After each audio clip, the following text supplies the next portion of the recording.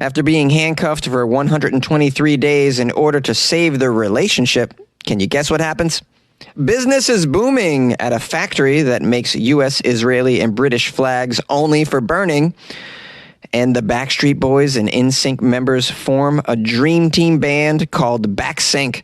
These are the weird stories for Wednesday on Weird AF News. And I'm your host, Jonesy. Thank you for joining me. This is the only daily weird news podcast recorded inside a closet. After being handcuffed together for 123 days to save their relationship, a couple, you guessed it, breaks up. Of course they broke up, handcuffed together for 123 days. That is a guaranteed outcome when you're attached to somebody for 123 days. You want nothing to do with them. You want to be as far away from them as possible after 3 months. I can't believe this was the plan. I can't stand you. You can't stand me. How do we save this relationship? I don't know. Let's get closer. Let's wear these uncomfortable chains for 123 days. I'm looking at them. They don't look comfortable. They're not even those furry handcuffs that are kind of like, a little bit comfortable. These are just chains. Good plan, guys. What therapist were you going to? A Ukrainian couple. Ooh, I get to do a Ukrainian accent. I'm so excited. A Ukrainian couple was handcuffed together for 123 days. This was a last-ditch effort, apparently, to save their relationship. I don't know what they did to each other. Of course, it didn't work. Bolt cutters had to be brought in, and the handcuffs were cut. They must have lost the key. I don't know. You should know where the key is in that operation for sure, because you just don't know how that's going to go. There's no guarantee. Here are the names of these two idiots. I can't pronounce it. Alexander, there's no E at the end between the D and the R. That seems strange. Alexander and Victoria. Victoria with a K instead of a C. I've never seen it spelled this way. I don't think you guys know what you're doing over there in the Ukraine with the spelling. Her last name, I'm not even going to try. It's Pistachio. I'll just call her Pistachio. The couple's final breakup was aired on national television in Ukraine because apparently there's nothing on TV in the Ukraine. Now we bring you breakup. There's a quote from Pistachio. Hooray! I am finally free from this idiot. When the handcuffs were removed. The couple is from the eastern city of Kharkiv. They had a cycle of breaking up and then getting back together. It was a cycle of breaking up. And they thought to themselves, hey, this is how you solve it. Let's just handcuff each other. That way we don't really break up. We're stuck together, although we want to break up. This is not going to go well. Now, this guy, what's his name? Alexander. He's age 33. He's the brilliant one that came up with the handcuff idea. He did it on Valentine's Day. Began as an experiment, he says. I decided it would be an interesting experience for me. Yeah, what about her? Did you get permission from her, or did you just handcuff her in her sleep and she woke up with cuffs on? The night before you had a fight, you woke up handcuffed together and you were like, this is how I fix this, darling. Don't worry. We'll be forced to get along. In the 3 months the couple were handcuffed, they did everything together. Just so dumb. What about work? Huh? You brush your teeth together, you poop. The bathroom breaks, this is a thing. One of you has to poop, the other one does not. You got to go together. Not that you could poop at the same time unless you had a double toilet situation, but I mean, if one of you has to go and the other one doesn't, how do you resolve this? It just seems ridiculous. And you clearly lost the key. They had to be broken off with bolt cutters. So you couldn't even uncuff yourself just to get some privacy in the bathroom. You showered together every day. This is a guaranteed plan to make two people just detest one another, is to handcuff them together. How did you not see this coming? Okay, they documented the journey of them doing everything together on Instagram. Sounds to me like an Instagram I never need to see. They showered together, took cigarette breaks together, took turns using the bathroom. Did they include all their fights on the Instagram videos? I'd love to see that. That might be fun to watch. Just them tearing into each other. The couple also worked together, which ultimately led Pistachio to quit her job as a beautician. You brought him to your beauty salon, you dummy. What? I can't believe you didn't get fired the second day. You had to quit? Like, whose boss is okay with you bringing your husband to work at a beauty salon? He's handcuffed to you. How does that work? How are you going to do somebody's brows when you only have one arm, basically? Although, I don't know. I wasn't there to see. Maybe the guy pitched in. Maybe he's very good with the pedicures. Just could help out. I'll take care of feet, you cut hair. Okay, the clients weren't comfortable with, apparently at her beauty salon, with her and the man present at appointments. Yeah, no shit. The clients weren't comfortable with a guy being there. As you doesn't say what she does. Maybe she's doing, if she's like Brazilian waxes, then of course they're going to be uncomfortable with the dude standing there. Maybe I could tear off one. Instead of bonding them together, the experience ultimately tore them apart. The experience of being handcuffed together. The couple argued more often and longer, with arguments supposedly lasting 4 hours. Of course they argue longer because you can't walk away. You can't just go, I mean, one of you needs to go to the garage or upstairs or in the basement. Maybe you got a man cave. Maybe you just walk away and go for a stroll outside. The couple decided they weren't compatible. We weren't on same wavelength. We are totally different, apparently. Turns out we're totally different. Yeah, you didn't need to handcuff yourself to somebody to find out you're totally different. You would have known you were totally different prior to this in the beginning of your relationship if it didn't smack you in the face. All right, I can't even go on and on with the rest of these details of how it happened. At the end, there's a quote. I think it will be a good lesson for us and for other Ukrainian couples and couples everywhere, not to repeat what we have done. Yeah, you don't need to tell us there, sir, and Pistachio, that we all know. The rest of the world has some common sense when it comes to stuff like this, I think, although maybe not. I don't know. I just thought we all knew if you handcuffed yourself to somebody, you're going to just want to be far away from them after a few weeks. It just goes without saying. Business booms at a flag factory that makes U.S., Israeli, and British flags specifically for burning. Yes, for burning, not for flying, for burning. This is, it's big business, the hatred business. You can make a lot of money in the hatred business, apparently. Business is booming at Iran's largest flag factory, which makes U.S., British, and Israeli flags for Iranian protesters to burn. How crazy is that? The largest flag factory in your country does not make your country's flag. It makes the flags of 3 other countries specifically for burning. That tells me a lot. I'm going to guess there's a lot of tension going on. Just a bit of tension. I normally stay out of politics on Weird AF News. Let's just keep that going if we can. The factory is in the town of Kumain, southwest of the capital, Tehran. At this factory, young men and women print the flags by hand and then they hang them up to dry.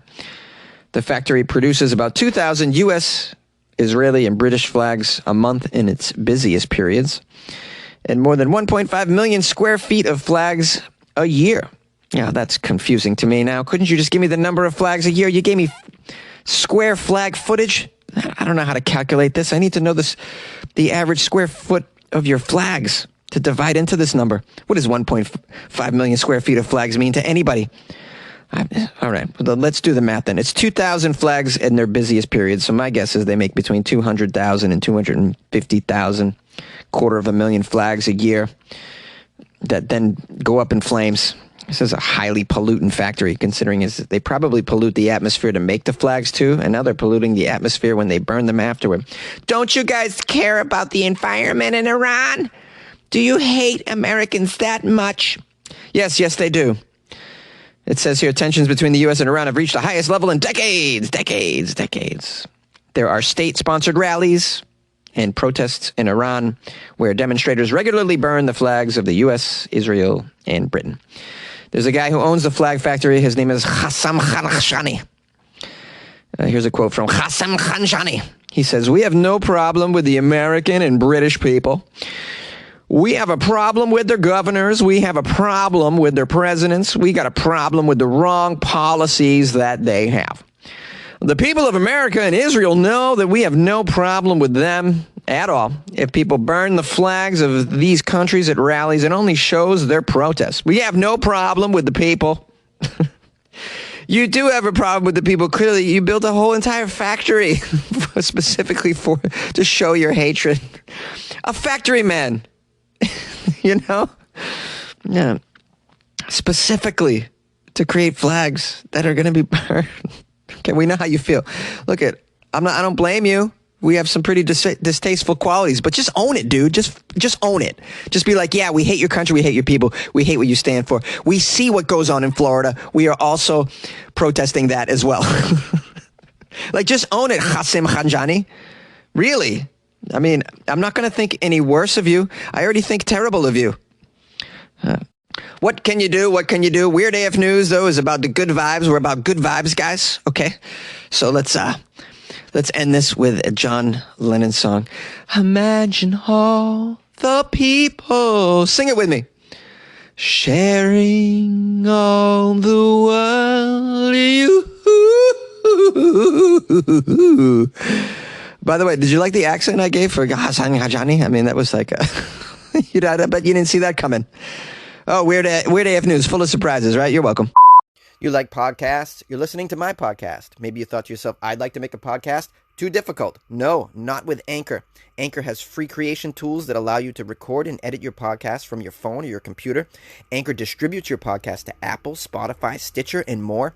They have advertising integration, so you can even make a little money off your podcast. Everything you need to make a podcast in one place. Download the free Anchor app or go to anchor.fm to get started. And good luck with your podcast. Good luck with your creation. Good luck with your life, man. The Backstreet Boys and NSYNC members are forming a dream team. Bye, bye, bye, rivalry. Bye, bye, bye. I couldn't help myself. During the boy band rivalry era of the late 90s and early 2000s, there was no question more important than whether were you team Backstreet Boys or were you team NSYNC? Well, I got good news, guys. In 2021, you don't have to choose. We got a super band called Backsync.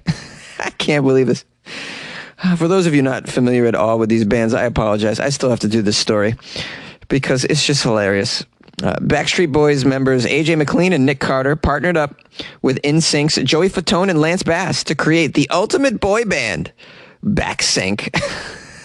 I assume they're going to cover both bands' songs. This could be tremendous, this show. Here's a quote from Fatone. It's interesting to have the four of us knuckleheads do something together, which you've never seen before.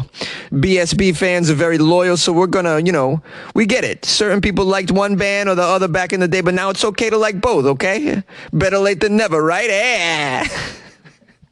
Better late than never, huh? We give you Backsync. Backsync made their debut performance over the weekend at Bingo Under the Stars in Los Angeles. What is that, Bingo Under the Stars? Did they play at like an old folks home, like between bingo games? Is that where they're at in their careers? No. This was actually a Pride event benefiting LA Pride and the Trevor Project. Here's a quote from AJ McLean. Hey, Friday night was our first performance, hopefully of many, as Backsync. We hope to do many more. I want to thank my brother Nick Carter and my two adopted brothers Joey Fatone and Lance Bass. I love these guys. I hope we can do this again. All right. Backstreet's back. All right. Yeah. Backsync performed the NSYNC hit Bye Bye Bye and Backstreet Boys' big hit. Can you guess the one? Can you guess the Backstreet Boys' big hit? The one that they really are known for. I Want It That Way. You knew it. You were singing it. You were singing it at work, in your car, in your cubicle, in prison, wherever you're listening to this. I knew you were singing it. I want it that way. Backsync. I want both bands to create a synergy. A synergy is appropriate. I want both bands to create something that's greater than both of the bands put together, mathematically and otherwise. They had their own choreography because apparently, although out of shape, they can still move around a little bit. If you missed your shot at this nostalgia, don't worry. McLean says, hopefully there's more to come. They're open to possibly touring together. Can you imagine touring? I would have to see this. I got a quote from Nick Carter, who a friend of mine slept with. We were just on stage going like, maybe we should just do a supergroup and tour into an album, we've come together for a cause greater than ourselves, so like let's let it blossom into something. That's what I'm thinking. AJ McLean added, this has been a long time coming. Everybody's wanted us to do something together. Now we get to come together for an amazing cause, Backsync. That's it. The more the merrier. You know what I mean? Here's another quote from Joey Fatone.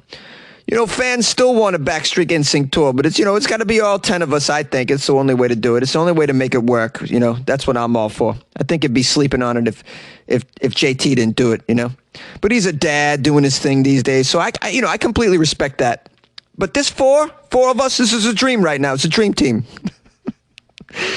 Oh, man, this stuff is great. This is just amazing. Amazing. I don't think Justin Timberlake would ever do this. That's the unfortunate part.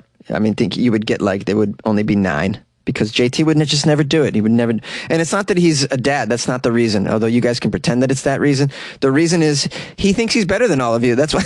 That's the reason.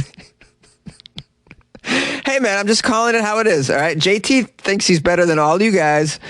And he doesn't need this money. He doesn't need this bread. He doesn't need this dough. Okay. He's done movies, TV shows.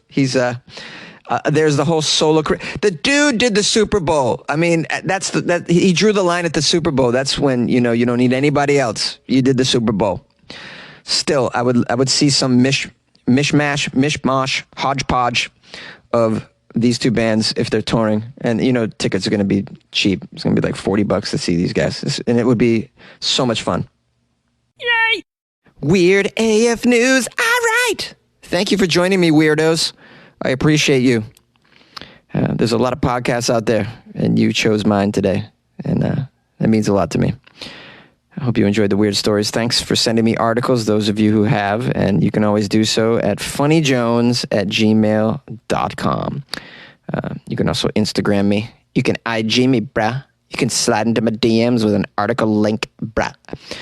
It's at Funny Jones, one word, like Funny Bones, but with a J. Isn't that lovely? Isn't that easy to remember? Yeah, follow me on Instagram. Please subscribe to the show if you haven't already. I assume you have. And tell a friend. Lastly, if you would like to support the show by joining my Patreon, that's pretty cool.